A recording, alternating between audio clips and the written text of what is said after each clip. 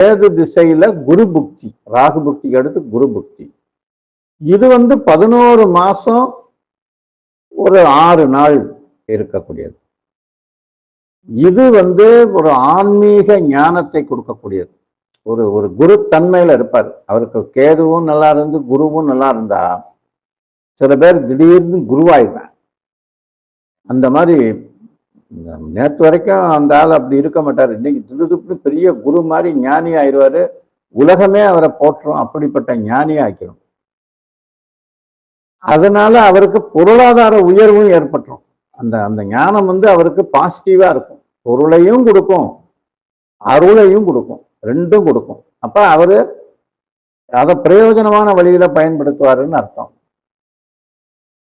அதனால சுப காரியங்களை ஏற்படுத்தும். இப்ப ஒரு பொருள் ஒருத்தர் கிடைக்குது, ஒரு அன்னதானம் பண்றாருன்னா அவர் சுபகாரியத்தை பண்றாருன்னா 10 பேருக்கு சோறு போடுறாருன்னா அது ஒரு நல்ல விஷயம் தானே.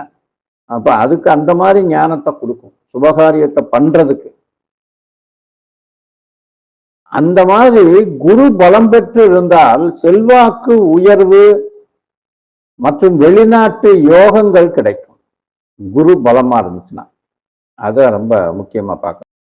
அவருக்கு எப்படி இருக்கும் என்னன்றதை பார்த்து தெரிஞ்சுக்கங்க எக்ஸ்பர்ட்ஸை வச்சு.